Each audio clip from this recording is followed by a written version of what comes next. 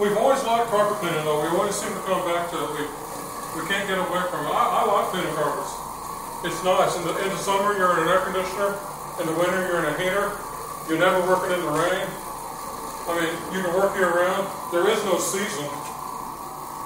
It's just carpets need cleaning year round. It's not like landscaping where there's seasons you can work and seasons you can't. It's just year round work. So it's a good steady business for them we're in. But back in the 70s, most of the time people would do, like janitors and stuff, they clean carpets with a rotary machine, a 175.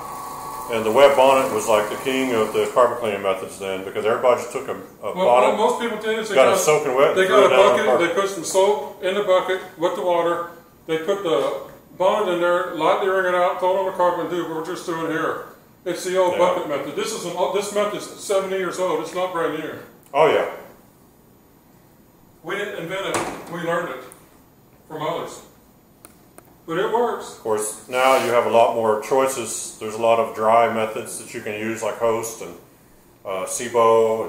And encapsulation. Yeah, encapsulating stuff. If you want to encapsulate, we don't do it. But if you want to do that, and that stuff works. But this is a little bit, this is easier for us because we grew up doing this, and it's just something we've done all our lives, and we've figured out how to make it work. Like the rug doctor we have, back in the 70s, in the 80s, you couldn't even buy extractors that would even compete at all. No. Now, some people had truck mounts back then, but they weren't nearly that good. No, they weren't nearly as powerful as they are today, and they were, well, most of them will admit back in the 70s and 80s, they were soaking carpets everywhere they went.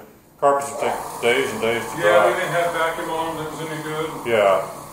So the rug doctor, if we had a rug doctor back in the 70s, we could have gotten rich, because nobody had access to equipment even that good back then. So it's all a matter of perspective. Some people have messaged us and asked us, why don't we get rid of the rug doctor and get like a truck mount or a portable?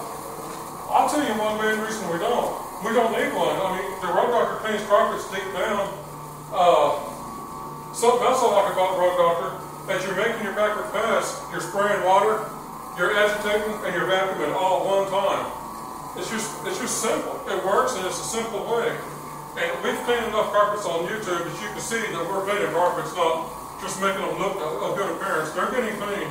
We've been cleaning at this apartment complex for 4 years. If we were doing that 5 job, years. they'd have fired us for a little. We started in 2011. You always say that. But if we were doing a bad job, they'd have fired us a long time ago to replace us somewhere. There's several truck mount cleaners here in town they could use.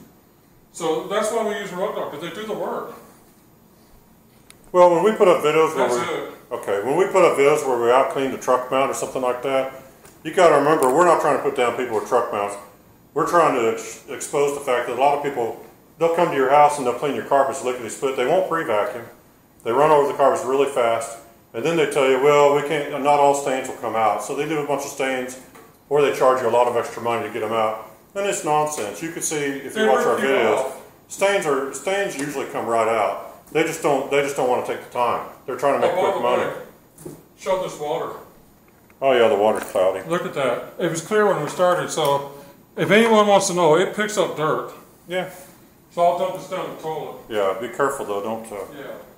But anyway, we're trying to show people too, I mean, not just that you can do it yourself, but if you hire somebody to do your carpets, insist that they pre-vacuum properly, and insist that they actually put down a good pre-spray and they try to get the stains out. I mean, there is stuff sometimes you can't get out, and that's true, but I mean, especially in this town, and actually it was like that in the town we grew up in. Most of the guys went around and they left people's carpets filthy and just said, well, that's all you can get unless you want to pay extra.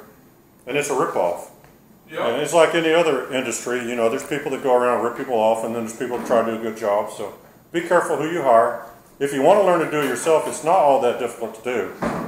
If you don't mind doing that kind of thing, you can actually clean your carpets. I mean, well, we make it look easy. Carpet cleaners can do what we do, but a lot of them. And there's a lot of really, really good cleaners out there. I mean, you can. Yeah, like Truman and Sagers.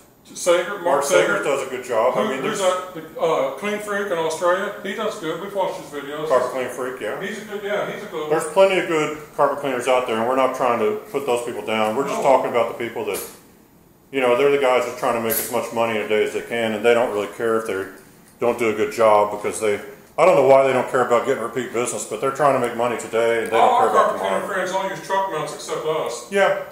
So. And we get plenty of negative comments about people with truck mounts saying, you can't clean without